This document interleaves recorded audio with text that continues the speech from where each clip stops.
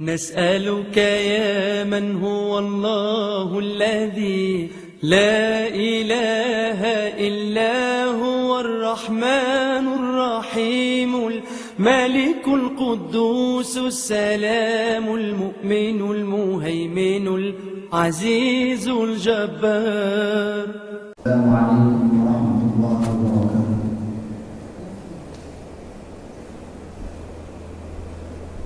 الحمد لله وحده، والصلاة والسلام على من لا نبي بعده. أما بعد، فأعوذ بالله من الشيطان الرجيم. بسم الله الرحمن الرحيم. ألم يجدك يتيما فآوى، وقال تعالى إن مع العسر يسرا. صدق الله العظيم. اللهم صل على سيدنا مولانا محمد وعلى آل سيدنا مولانا محمد وبارك وسلم. اللهم صل على سيدنا مولانا محمد وعلى آل سيدنا مولانا محمد وبارك وسلم. اللهم صل على سيدنا مولانا محمد وعلى آل سيدنا مولانا محمد وبارك وسلم. محترم حضرات، اللہ رب العزت اگر اپنے بندوں کو کچھ نوازنا چاہتے ہیں، اگر اپنے بندوں کو کچھ انعامات دینا چاہتے ہیں، تو اللہ رب العزت بندوں کو آزماتے ہیں. جیسے اس کے آسان مثال ہے، جب ہم کوئی دوائی دیتے ہیں ٹینک، تو اس صورت میں اس ٹینک کے اوپر لکھا ہوا رہتا ہے چیک ول بیفور، یعنی دوا کو استعمال کرنے سے پہلے اس دوا کو اچھی طرح سے ملاؤ. یعنی اگر دوا ہم لوگوں کے اندر اثر انداز ہونا ہے تو ایسی صورت میں اس دوا کے کھانے کے شرائط میں سے ایک شرط ہے کہ ہم اس دوا کو پہلے اچھی طرح سے ہلائیں، پھر اس دوا کو استعمال کریں، تو ایسی صورت میں وہ دوا مفید ہوگی، وہ دوا ہمارے لیے اچھی ثابت ہوگی. تو ایسے ہی اللہ رب العزت جب بندے کو کچھ عطا کرنا چاہتے ہیں تو سب سے پہلے کھٹک کر دیکھتے ہیں کہ اس بندے کے اندر میرے دینے والے انعام کی سکت ہے، میں جو اس کے اوپر ایک احسان کر رہا ہوں اس احسان کو برداشت کرنے کی طاقت ہے، میں جو اس کو انعام دینے والا ہوں کیا یہ میرا بندہ اس انعام کو سنبھال کر رکھے گا. کہ اللہ رب العزت کا پرانا طریقہ ہے، جب ہم کوئی چیز خریدنے جاتے ہیں، آم ہو، فروٹس ہو یا کوئی بھی چیز جب ہم خریدتے ہیں تو سب سے پہلے اس کے اوپر ٹک کر دیکھتے ہیں کیا یہ پھل صحیح ہے، کیا اس پھل کو ہم لے سکتے ہیں. اگر ہم کو وہ پھل اچھا لگا تو ہم اس کے اوپر پیسے لگانے کے لیے تیار ہو جاتے ہیں. اگر وہ پھل ہم کو خراب لگا تو ایسی صورت میں اس پھل کو ہم رد کر دیتے ہیں، اس کو خریدنے کے لیے تیار نہیں ہوتے. ہمارے دلوں کے اندر یہ بات آتی ہے کہ میں کیوں ایسے خراب پھل کے پیچھے اپنے پیسہ گزائیں. تو ایسے ہی اللہ رب العزت جب اپنے بندوں کو اپنے قریب کرنا چاہتا ہے تو سب سے پہلے اللہ رب العزت اس بندے کو آزمائش کے اندر جھنجھوڑ دیتے ہیں، آزمائش کے اندر مبتلا کر دیتے ہیں. اس کی مثال ہے قرآن مجید کے اندر جب اللہ رب العزت حضرت ابراہیم علیہ السلام کو آزمایا تھا. وَإِذِ ابْتَلَىٰ إِبْرَاهِيمَ رَبُّهُ بِكَلِمَاتٍ، چند باتوں کے ذریعے سے اللہ رب العزت نے اپنے بندے حضرت ابراہیم کو، اپنے دوست حضرت ابراہیم کو آزمایا. فَأَتَمَّهُنَّ، اللہ رب العزت خود اللہ رب العزت گواہی دیتے ہیں میں نے اپنے بندوں کو جن باتوں کے ذریعے سے آزمایا تھا میرا بندہ ان تمام باتوں میں کامیاب ہوا، ان تمام امتحانات میں پاس ہو گیا. تو اس کے نتیجے میں کیا ملا؟ قال انی جاعلک للناس اماما. اللہ رب العزت فرماتے ہیں جب میں نے اپنے بندوں کو طرح طرح کی مشقتیں دے کر، طرح طرح کی باتیں سنا کر آزمایا پریشانیوں میں مبتلا کیا، مصیبتوں میں مبتلا کیا، جب میرا بندہ ان تمام پریشانیوں میں کامیاب ہو گیا، ان تمام پریشانیوں کو یہ سمجھا کہ یہ جتنی بھی پریشانیاں ہیں اللہ کے پاس سے آئی ہیں، جو بھی مصیبتیں میرے سر کے اوپر اتری ہیں وہ ساری کی ساری مصیبتیں اللہ کے پاس سے آئی ہیں، اللہ رب العزت خوش ہو گئے، اللہ رب العزت راضی ہو گئے، تو انعام دیا، انی جاعلک للناس اماما، اے ابراہیم میں نے تم کو آزمایا تھا، تم میرے آزمائش میں کامیاب ہو گئے، تم میرے امتحان میں کامیاب ہو گئے، چلو اس کا انعام یہ ہے کہ میں تم کو ساری مخلوق کا انعام بنا دیا، ساری مخلوق کے امام تم ہو، ساری مخلوق کی امامت تم کرو گے، ساری مخلوق کی اقتدار تم سنبھالو گے۔ اسی طرح اللہ رب العزت اپنے نیک بندوں کو، اپنے رسولوں کو آزمایا، مستهم البأساء والضراء وزلزلوا حتى يقول الرسول والذين آمنوا معه متى نصر الله۔ اللہ رب العزت دوسرے پارے کے اندر ارشاد فرماتے ہیں میں نے اپنے نیک بندوں کو آزمایا، کیسے آزمایا؟ مستهم البأساء، ان کو پریشانیاں چھوئی، ان کو مصیبتیں چھوئی، وہ جھنجھوڑے گئے، ان کے حالات ایسے ہو گئے کہ وہ پریشان ہیں، ان کو ایسا لگ رہا ہے کہ دنیا کے اندر زلزلہ آ گیا ہے، ان کے اوپر اتنی پریشانیاں آ رہی ہیں، وہ سمجھنے لگ رہے ہیں کہ ہمارے اوپر زلزلہ طاری ہو گیا ہے، ہماری زمین ہمارے پیروں کے نیچے سے ہلک رہی ہے، ہم اچانک کی مصیبتوں میں مبتلا ہو چکے ہیں، ہم اچانک کی پریشانیوں میں مبتلا ہو چکے ہیں، یہاں تک کہ پیغمبر بھی کہنے لگے حتی یقول الرسول والذین آمنوا معه، یہاں تک کہ پیغمبر اور ایمان والے لوگ سب اللہ کے سامنے پکارنے لگے متی نصر اللہ، اللہ کی مدد کب ہے، اللہ کی مدد کب ہے۔ اللہ رب العزت جب آزمائے، پریشانیاں مبتلا کیے، تو جب اللہ کے آزمائش میں سارے پیغمبر کامیاب ہو گئے تو ایسی صورت میں اللہ نے اعلان کیا الا ان نصر اللہ قریب، او میرے بندو میں نے تم کو آزمایا، طرح طرح کی پریشانیوں میں مبتلا کیا، تم نے میری آزمائش میں کامیاب ہو گئے، تم میری تمام پریشانیوں میں کامیاب ہو گئے، میرے امتحانات میں پاس ہو گئے، تمہارا سوال تھا کہ اللہ کی مدد کب آئے گی، متی نصر اللہ، متی نصر اللہ کا اعلان کرتے تھے، تم میں سے ہر ایک کی زبان کے اندر یہ بات نکلتی تھی اللہ کی مدد کب ہے، الا ان نصر اللہ قریب، او میرے بندو سن لو میری مدد قریب ہے، میری مدد آپ کے سامنے ہی آنے والی ہے، اب تم کو آزما لیا گیا، اب تم کو طرح طرح کے انعامات سے نوازا جائے گا۔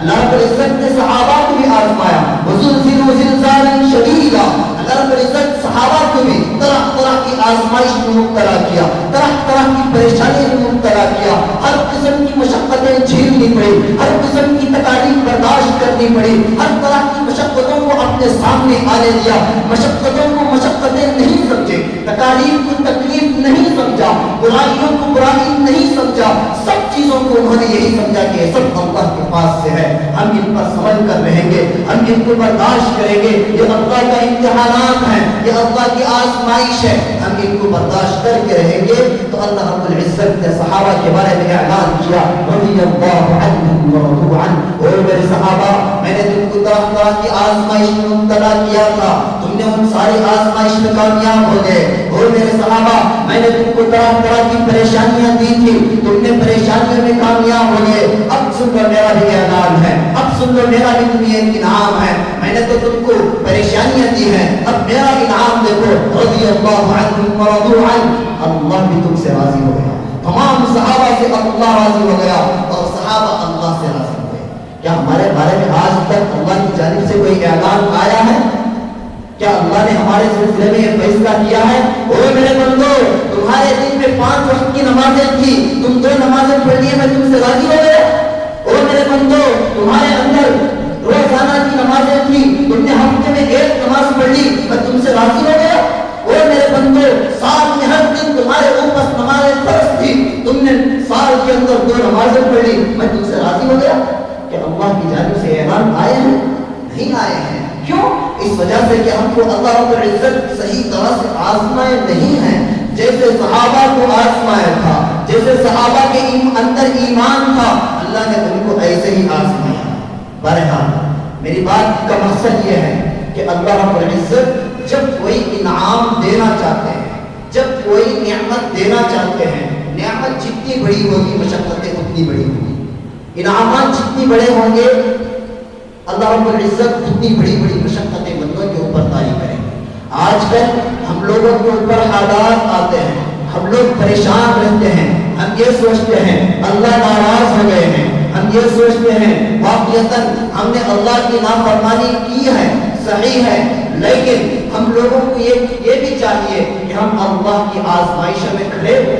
जब हमारे ऊपर हालात आ रहे हैं तो ऐसी सूरत में अल्लाह के दिए हुए हालात का मुकाबला करें, अल्लाह से मदद मांगे, अल्लाह के आज़माइश में कामयाब हो जाए। तो ऐसी सूरत में देखें जिस तरह अल्लाह ने अपने बंदे इब्राहीम को इनामात से नवाजा था, अपने पैगंबरों को इनामात से नवाजा था, अपने सहाबा को इनामात से नवाजा था, ऐसे ही अल्लाह रब्बुल इज्जत हमें भी अपने बड़े बड़े इनामात से नवाजेंगे। अगर हम अल्लाह की नियामतों में, अल्लाह के इम्तिहानात में, अल्लाह की आज़माइशों में नाकाम हो गए, परेशान रह गए और ये सोचते रह गए ये सब कुछ जो भी आया है शैतान की तरफ से आया है, तो ऐसी सूरत में अगर हम अल्लाह के करीब नहीं होंगे तो अल्लाह भी राजी नहीं होंगे और हम अल्लाह के फैसले से भी राजी न रहेंगे। बहरहाल अल्लाह रब्बुल इज्जत इस दुनिया के अंदर एक बहुत बड़ा इनाम नवाज़ना था, यानी मेरे और आपके आका ताजदार मदीना मोहम्मद अरबी सल्लल्लाहु अलैहि वसल्लम को अल्लाह रब्बुल इज्जत इस दुनिया के अंदर पैदा करना था। तो ऐसी सूरत में अल्लाह रब्बुल इज्जत जिस बंदे को ये इनाम देने वाला है उस बंदे को भी तरह तरह की मशक्क़तों में पड़ना है। जैसे सबसे पहले हजरत अब्दुल मुत्तलिब जो हुज़ूर अक़दस सल्लल्लाहु अलैहि वसल्लम के दादा हैं, जिनको एक नबी का दादा अल्लाह बना रहा है, तो अल्लाह रब्बुल इज्जत जिनको एक नबी जैसा बच्चा देने वाला है तो अल्लाह उनको भी आज़माइश में मुब्तला किया। सबसे पहले ये हुआ कि हजरत अब्दुल मुत्तलिब पैदा हुए, उनके वालिद साहब का इंतकाल हो गया, उनकी वालिदा हजरत सलमा उनको लेकर मदीना आ गई। वहां देखते हैं हजरत अब्दुल मुत्तलिब रज़ियल्लाहु अन्हु, अल्लाह रब्बुल इज्जत उनके अंदर तीर जैसी अच्छी सलाहियत दिए हैं, तीर अच्छी तरह से चलाते हैं, सारे नौजवान वहां पर तीर अंदाजी कर रहे हैं, लेकिन हजरत अब्दुल मुत्तलिब की तीर निशाने पर लग रही है। एक आदमी हजरत अब्दुल मुत्तलिब के इस कारनामे को देखता है जिसका नाम हारिसी है, वो आदमी परेशान होता है, इनकी सलाहियत को देखकर ताज्जुब में पड़ जाता है कि अल्लाह रब्बुल इज्जत इनको कौन सी सलाहियत दी है। फौरन देखता है कि एक मक्के का रहने वाला बच्चा है, जिस बच्चे के अंदर अल्लाह रब्बुल इज्जत जिहाद जैसी एक ताकत अता की है, तीर अंदाजी की सलाहियत की है, तीर फेंकते हैं शायरी पढ़ते हैं, तीर फेंकते हैं निशाने पर लगती है शायरी पढ़ते हैं। मैं मदीने का रहने वाला हूँ, मैं तीर अंदाज का माहिर हूँ, मैं खानदान कुरैश का हूँ। हारिसी परेशान होता है, जब वो वापस आता है तो लोगों से सवाल करता है ये बच्चा कौन है जो इतनी अच्छी तीर अंदाजी कर रहा है, इतने अच्छे अशआर पढ़ रहा है, इतना उम्दा कलाम कर रहा है। लोग कहते हैं एक यतीम बच्चा है जिसका बाप फौत हो गया है, इसकी माँ यहाँ रहती है। वो फौरन जाता है, जाकर गुजारिश करने लगता है इस बच्चे को मुझे दे, इस बच्चे को मुझे दे दो, इसके अंदर अच्छे अखलाक हैं। जो लेने के लिए आया है वो हारिसी है, उसके चचा का नाम है अब्दुल मुत्तलिब। वो कहते हैं मैं इसको लेकर जाऊंगा। जब वो लेकर अपने घोड़े के पीछे हजरत अब्दुल मुत्तलिब को बिठा कर लेकर जाते हैं, उनका असल नाम है शबी उनका असल नाम है। शबी को जब बिठा कर लेकर जाते हैं मुत्तलिब, तो लोग कहते हैं कि मुत्तलिब तो एक गुलाम को लेकर आए हैं जिसका नाम रख दिया जाता है अब्दुल मुत्तलिब। तो हजरत अब्दुल मुत्तलिब को अल्लाह रब्बुल इज्जत तरह तरह की आज़माइश में मुब्तला करते हैं। कम उम्र में बाप की वफात हो जाती है, कम उम्र में बच्चे को माँ से जुदा होना पड़ता है, तरह तरह की परेशानियां। अब अल्लाह रब्बुल इज्जत इनाम देते हैं। एक दिन सोए हुए हैं, ख्वाब में देख रहे हैं कि मक्का मुकर्रमा के अंदर एक कुआं है, उस कुएं के अंदर चश्मा है, उस चश्मे के अंदर बेहतरीन पानी है। मक्के की हालत उस वक्त ऐसी होती है कि न पीने के लिए पानी है, न जीने के लिए पानी है। लोग परेशान हैं, पानी की तंगदस्ती है, लोग जगह जगह पानी को तलाश कर रहे हैं। हजरत अब्दुल मुत्तलिब ख्वाब में देख रहे हैं कि एक कुआं है, जिस कुएं के अंदर पानी है। जाकर सवेरे खोदने लगते हैं, कई दिन लग जाते हैं। जब चट्टान फटती है तो ऐसी सूरत में ज़मज़म का पानी निकल जाता है। यह है अल्लाह रब्बुल इज्जत जब नवाजना चाहते हैं तो अब्दुल मुत्तलिब के जरिए से ज़मज़म का कुआं अता किया। اس کے بعد اللہ کے نبی کے والد حضرت عبداللہ پیدا ہوتے ہیں. حضرت عبد المطلب منت مانگتے ہیں میرے پاس جو بھی بچہ پیدا ہوگا میں اس کو بیت اللہ کے لیے قربان کر دوں گا. حضرت عبد المطلب کو 10 لڑکے پیدا ہوتے ہیں, پریشان رہتے ہیں کہ میں کس اولاد کو اللہ کے لیے قربان کروں. دل میں بات آتی ہے کہ میں قرآن ڈالوں, قرآن کے اندر جس کا نام آئے گا میں اس بچے کو اللہ کے لیے قربان کروں گا. فوراً قرآن ڈالتے ہیں, ایک نوجوان کا نام آتا ہے جس کی جوانی بہترین ہوتی ہے, جس کی خوبصورتی بہترین ہوتی ہے, لوگ جس کی خوبصورتی کو دیکھ کر رشک کرتے ہیں. تو ایسی صورت میں نام آتا ہے حضرت عبداللہ. فوراً اللہ کے نبی اللہ کے بندے حضرت عبد المطلب اپنے بیٹے عبداللہ کو قربان کرنے کے لیے جاتے ہیں. لوگ پریشان, لوگ کہتے ہیں او عبد المطلب کیا تم اتنے خوبصورت لڑکے کو قربان کر دو گے, کہ تم اتنے نوجوان لڑکے کو اللہ کے نام پر ذبح کر دو گے. اس کے بدلے ایسا کرو کہ اس کے بدلے 10 اونٹوں کو قربان کر دو. فوراً حضرت عبد المطلب جو قرے ڈالتے ہیں, ایک قرے کے اندر 10 اونٹ کا نام لکھتے ہیں اور ایک قرے کے اندر حضرت عبداللہ کا نام لکھتے ہیں. قرآ اٹھاتے ہیں, حضرت عبداللہ کا نام آتا ہے. سوال کرتے ہیں اب کیا کرو, دوبارہ قرآ ڈالو, دوبارہ قرآ کے اندر 20 اونٹ کا نام لکھو. حضرت عبد المطلب 20 اونٹ کا نام لکھتے ہیں, ایک قرے کے اندر حضرت عبداللہ کا نام لکھتے ہیں. قرآ ڈالتے ہیں, حضرت عبداللہ ہی کا نام آ جاتا ہے. پھر لوگ کہتے ہیں تیسرا قرآن ڈالو, تیسرے قرے کے اندر 30 اونٹ کا نام لکھو. ایک قرے کے اندر حضرت عبداللہ کا نام لکھتے ہیں اور ایک قرے کے اندر 30 اونٹ کا نام لکھتے ہیں. قرآن اٹھاتے ہیں تو حضرت عبداللہ کا نام آتا ہے. لوگ پریشان رہتے ہیں, ایسا ہی 10 اونٹ بڑھاتے جاتے ہیں, یہاں تک کہ وقت آتا ہے اب چلو ایسا کرو ایک قرے کے اندر 100 اونٹ کا نام لکھو, ایک قرے کے اندر حضرت عبداللہ کا نام لکھو. ایسی صورت میں 100 اونٹ والا قرآن کرتا ہے. تو حضرت عبداللہ کے عوض میں 100 اونٹ کو اللہ کے بندے حضرت عبد المطلب قربان کر دیتے ہیں. یہ ہے اللہ رب العزت کی نشانی, یہ ہے اللہ رب العزت کا انعام. پھر کیا ہوتا ہے, حضرت عبداللہ کے ذریعے سے حضرت عبداللہ ایک ملک شام جیسے ایک ملک کو سفر کرتے ہیں تجارت کے غرض سے. تو ایسی صورت میں ایک لڑکی آتی ہے جس کا نام فاطمہ ہے, وہ نکاح کا پیغام دیتی ہے. حضرت عبداللہ کہتے ہیں میں تم سے نکاح کرنے کے لیے تیار نہیں ہوں. پھر حضرت عبداللہ آگے بڑھتے ہیں, بنو زہرا کی ایک لڑکی سے ان کا نکاح ہوتا ہے جس کا نام ہے بی بی آمینہ. وہ بھی ایک حسین خوبصورت عورت تھی, وہ بھی ایک عقل مند دانشور عورت تھی. جب وہ واپس اپنی بیوی کے ساتھ آتے ہیں دوبارہ وہی لڑکی فاطمہ ملتی ہے اور کہنے لگتی ہے میں جس وقت تم یہاں سے جا رہے تھے جو نور آپ کے چہرے پر تھا اب وہ نور مجھے آپ کے چہرے پر نظر نہیں آ رہا ہے. کیوں؟ اس وجہ سے کہ حضرت محمد صلی اللہ علیہ وسلم حضرت عبداللہ کے ذریعے سے حضرت آمینہ کے اندر منتقل ہو چکے تھے. جب اللہ کے نبی یہاں ہیں تو ایسی صورت میں ان کے چہرے سے بھی تھوڑا سا نور ختم ہو چکا تھا. اس کے بعد حضرت آمینہ رضی اللہ عنہا پر بھی پریشانی آئی. حضرت آمینہ رضی اللہ عنہ کی طرح کی مصیبتیں مبتلا ہوتی ہیں. نکاح نیا نکاح ہوا ہے. ایسی صورت میں ایک تجارت کا قافلہ نکلتا ہے. حضرت عبداللہ رضی اللہ عنہ اس تجارت کے قافلے کے ساتھ نکلتے ہیں. حضرت بی بی آمینہ پریشان رہتی ہے اور کہنے لگتی ہے تم مجھے چھوڑ کر کیسے جا رہے ہو. حضرت عبداللہ کہتے ہیں میں جلد جا کر جلد واپس آ جاؤں گا.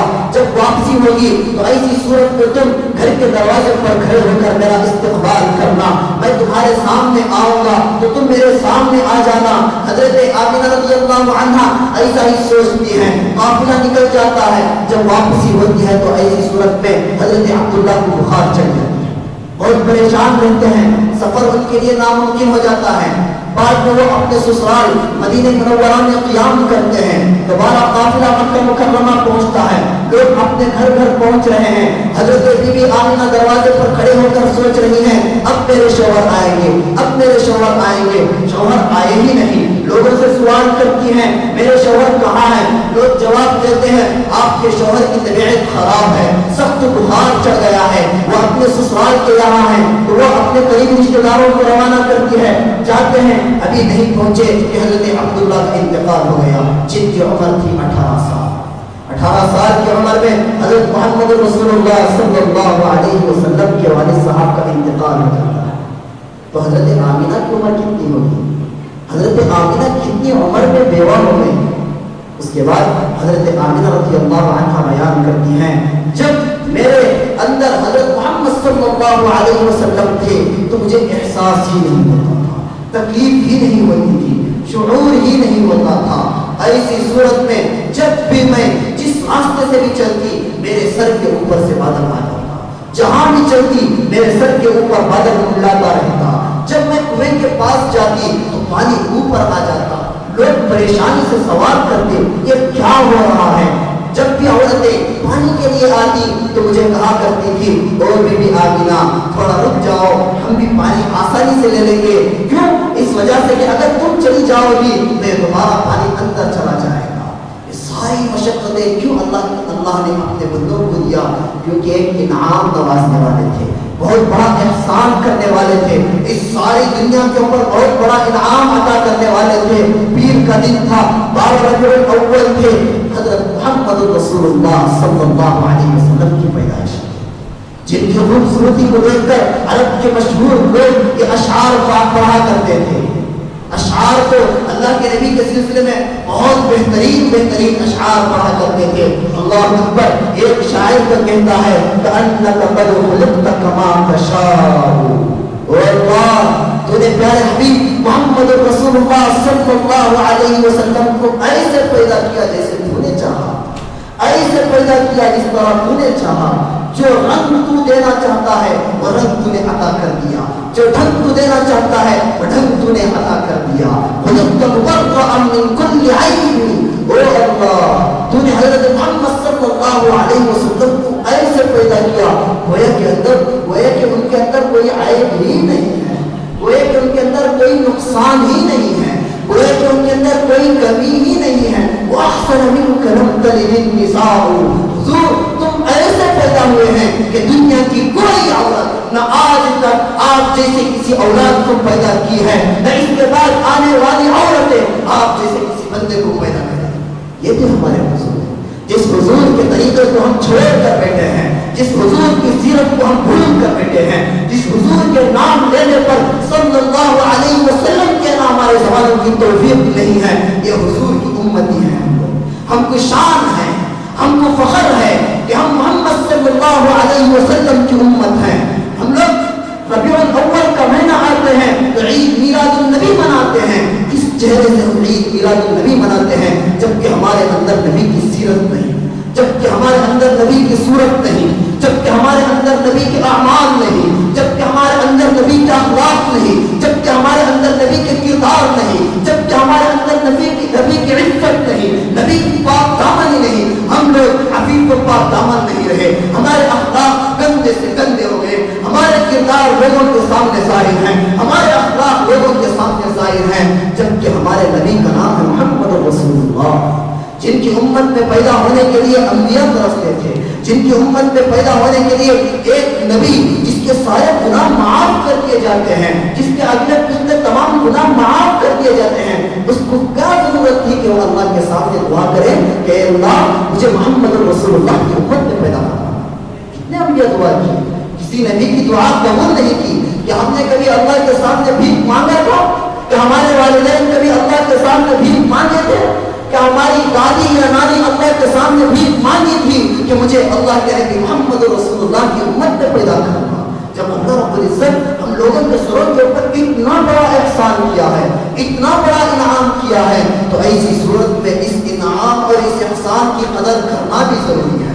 ہم لوگ ساری امتوں کے سامنے فخر کر سکتے ہیں, ہم لوگ سارے انبیاء کے سامنے فخر کر سکتے ہیں کہ ہم محمد رسول اللہ کے غلام ہیں, ہم محمد رسول اللہ کے عاشق ہیں, ہم اس محمد کے غلام ہیں جس محمد کی امت میں پیدا ہونے کے لیے انبیاء ترستے تھے. لیکن اگر ہم لوگ اللہ کے نبی کی سنتوں پر نہیں چلیں گے, اگر ہماری زندگیوں کے اندر اللہ کے نبی کی سیرت نہیں آئے گی, ہمارے بچوں کے اندر اللہ کے نبی کے اخلاق نہیں آئیں گے, اگر ہم خامخواہ اللہ کے نبی کی تعریف کرتے ہوئے ہمارے اندر اللہ کے نبی کے صفات نہیں لائیں گے, تو ایسی صورت میں یہی تمام چیزیں ہمارے لیے وہاں خسران اور گھاٹا بن جائیں گی. ساری امتیں کہنے لگے گی تو اللہ کے نبی کی امت میں پیدا ہوا, لیکن تیرے اندر اللہ کے نبی کے اعمال نہیں تھے, تو محمد رسول اللہ کا غلام ہونے کا دعویٰ کر رہا رہا ہے، تو نے کبھی اللہ کے نبی کے خاطر ایک سنت ادا نہیں کیا، تو محمد رسول اللہ کا عاشق ہونے کا دعویٰ کر رہا ہے، تو نے کبھی تیرے پیغمبر کے اوپر درود نہیں بھیجا۔ ہم لوگوں کی زبان قاصر ہے، ہم لوگ کوتا ہیں، ہم لوگوں کے اوپر اللہ نے بڑے بڑے انعامات سے نوازا ہے، بڑے بڑے احسانات کیا ہے، لیکن ہم لوگوں کو احساس نہیں ہے۔ اللہ رب العزت قرآن کے اندر ارشاد فرماتے ہیں وَإِن تَعُدُّوا نِعْمَةَ اللَّهِ لَا تُحْصُوهَا، او میرے بندو، میں نے تمہارے اوپر اتنے بڑے بڑے انعامات کیا ہے، اتنے بڑے بڑے احسانات کیا ہے، اگر تم اس کو گننا چاہو گے، اگر تم اس کو شمار کرنا چاہو گے تو بھی شمار نہیں کر سکتے۔ تمہارے اندر طاقت نہیں ہے کہ میرے انعامات کو شمار کر سکو، تمہارے اندر حوصلہ نہیں ہے کہ تم میرے انعامات کو گن سکو، تمہارے اندر وہ قوت نہیں ہے کہ میری ایک ایک نعمت کو گن کر دکھا۔ اسی کے اندر یہ سلام ہے، سب سے بڑی نعمت اللہ کا نبی حضرت محمد رسول اللہ ہمارے نبی بن گئے، لیکن ہماری زندگیوں کے اندر نبی کی نہ صورت ہے، نبی کا نہ سیرت ہے، نبی کی نہ اخلاق ہے، نبی کے نہ کردار ہے، نہ ہم عفیف ہیں، نہ ہم پاک دامن ہیں، نہ ہم اللہ کے نبی کی سنتوں پر پابندی سے چلتے ہیں۔ سنتیں تو دور کی بات، نماز سے پہلے کی سنتیں پڑھنا ہم کو نصیب نہیں ہوتا، جس کے بارے میں اللہ کے نبی ارشاد فرماتے ہیں عصر سے پہلے جو بندہ 4 رکعت سنتیں پڑھتا ہے اس بندے پر دعا کرتے ہیں کہ اے اللہ اس بندے پر رحم فرما۔ ہم لوگ کتنی نمازیں پڑھ رہے ہیں، ہماری زندگیوں کے اندر نبی کی صورت کہاں ہے؟ ہم لوگ دنیا والوں کو اپنا آئیڈیل، اپنا نمونہ بنا چکے ہیں، ہم دنیا والوں کی اتباع کر رہے ہیں، ہم دنیا کے گانوں کی اتباع کر رہے ہیں، اللہ کے نبی حضرت محمد رسول اللہ کو چھوڑ چکے ہیں۔ ہمارے سامنے دنیا کے ذلیل لوگ جو اللہ کے سامنے جن کی کوئی حیثیت نہیں، جن کی کوئی طاقت نہیں، اللہ کے سامنے جن کا کوئی درجہ نہیں ہے، اللہ کے سامنے کوئی مرے ہوئے پتھر کے پر کے برابر بھی نہیں ہے، ایسے لوگوں کی اتباع کرتے ہیں۔ ہماری زندگیوں کے اندر اللہ کے نبی کی اتباع کرنے کا شوق نہیں، ہماری زندگیوں کے اندر اللہ کے نبی کی سنتوں پر عمل کرنے کا شوق نہیں۔ ہم لوگ ایسے ذلیل لوگوں کی اتباع کر رہے ہیں جن ذلیلوں کا سر اللہ کے سامنے کبھی نہیں جھکا تھا۔ اللہ کے نبی جنہوں نے ہمارے خاطر ساری رات رویا کرتے تھے، ہمارے خاطر، ہماری اچھائی کے خاطر ساری رات جاگا کرتے تھے، ہم نے کبھی اللہ کے نبی کو اپنی زندگی کا نمونہ نہیں بنایا، جبکہ قرآن کے اندر اللہ کہتے ہیں لقد كان لكم في رسول الله اسوة حسنة۔ وہ میرے بندو، اگر تم اپنی زندگی کو اچھا بنانا چاہتے ہو، اگر اپنی زندگی کے اخلاق کو عمدہ کرنا چاہتے ہو، اگر اپنی اولاد کو اچھی تربیت دینا چاہتے ہو، اگر اپنے اخلاق کو عمدہ بنانا چاہتے ہو، تو ایسی صورت میں کہیں بھٹکنے کی ضرورت نہیں، کہیں جانے کی ضرورت نہیں، تمہارے سامنے میرے پیغمبر کی زندگی ہے، تمہارے سامنے میرے پیغمبر کے اخلاق ہیں، تمہارے سامنے میرے پیغمبر کے عادات ہیں، تمہارے سامنے میرے پیغمبر کی عفت ہے، تو اس چیز کو فالو کرو، ساری زندگی کامیاب ہو جائے گی۔ جس طرح صحابہ نے اللہ کے نبی کی اتباع کی، صحابہ نے اللہ کے نبی کی تمام سنتوں پر عمل کیا، صحابہ نے اللہ کے نبی کے تمام تقاضوں کو پورا کیا، تو ایسی صورت میں قرآن کے اندر اعلان آ گیا رضی اللہ عنہم ورضوا عنہ، اے صحابہ تم نے میرے پیغمبر کی اتباع کی، میں تم سے راضی ہو گیا اور تم مجھ سے راضی ہو گئے۔ اگر ہم بھی اللہ کے نبی کی اتباع کریں گے، اپنی زندگیوں کے اندر اللہ کے نبی کی سنتوں کو پیدا کریں گے، اپنی زندگیوں کے اندر ہم اگر رات میں اٹھ کر گڑ گڑائیں گے، اللہ کے سامنے بار ہاتھ سجدے کریں گے، اللہ کے نبی بھی خوش ہو جائیں گے اور صحابہ بھی خوش ہو جائیں گے، اور سب سے بڑی نعمت اللہ بھی خوش ہو جائے گا۔ تو ہمیں ضرورت ہے کہ ہم اپنی زندگیوں کے اندر اللہ کے نبی کے اخلاق کو پیدا کریں، اللہ کے نبی کے عادات کو پیدا کریں۔ ربیع الاول آ گیا ہے تو محض اللہ کے نبی کی شان میں 1-2 مرتبہ درود پڑھ کر خاموش نہ بیٹھیں، بلکہ ساری زندگی اللہ کے نبی کے خاطر درود پڑھیں، ساری زندگیوں کے اندر، ہماری زندگیوں کے اندر اللہ کے نبی کے اخلاق کو پیدا کریں، اللہ کے نبی کے عادات کو پیدا کریں۔ لوگوں پر حالات آتے رہتے ہیں، پریشانیاں آتی رہتی ہیں، جو بندہ اللہ کے نبی کے تمام احکامات پر عمل کرتا ہے، سنتوں پر عمل کرتا ہے، تمام احکامات کو اللہ کا بندہ یہ سمجھتا ہے کہ میرے لیے خیر ہی خیر ہے، اس میں میرے لیے انعام ہی انعام ہے، تو ایسی صورت میں اللہ بھی نوازنے کے لیے پیچھے نہیں ہٹتے، اللہ بھی ایسے نوازیں گے وَيَرْزُقُهُ مِنْ حَيْثُ لَا يَحْتَسِبُ، بندے کو اس طرح ملے گا، ایسے ملے گا، یہاں سے ملے گا، وہاں سے ملے گا، بندہ پریشان رہے گا کہ کہاں سے مل رہا ہے، مجھے سمجھ میں نہیں آ رہا کہ کیوں مل رہا ہے، بندوں کے اوپر پریشانیاں آتے ہیں، بندے ان کو برداشت کر لیے. اس وقت اللہ کے نبی کا کیا طریقہ تھا؟ پریشانی میں اللہ کے نبی کیسے رہتے تھے؟ اچھائیوں میں اللہ کے نبی کیسے رہتے تھے؟ خوشیوں میں اللہ کے نبی کیسے رہتے تھے؟ غموں میں اللہ کے نبی کیسے رہتے تھے؟ ان تمام چیزوں کو اگر فالو کریں گے تو ایسی صورت میں ہماری زندگیوں کے اندر پریشانیاں کا بوجھ ہم کو نظر ہی نہیں آئے. اس لیے اللہ رب العزت سے دعا ہے کہ اللہ رب العزت ہم سب کی زندگیوں کے اندر حضرت محمد رسول اللہ صلی اللہ علیہ وسلم کے اخلاق پیدا کریں. ہم تمام کی زندگیوں کے اندر اللہ کے نبی صلی اللہ علیہ وسلم کا کردار، ان کی چال چلن، ہم لوگوں کی چال چلن کے بدلے ہم لوگوں کے اندر بھی وہی چال چلن، وہی اخلاق، وہی کردار پیدا فرمائے جو اخلاق، جو کردار، جو عادات اللہ نے اپنے برگزیدہ منتخب محبوب بندہ حضرت محمد رسول اللہ صلی اللہ علیہ وسلم کو عطا کیا تھا. وآخر دعوانا الحمد للہ رب العالمین.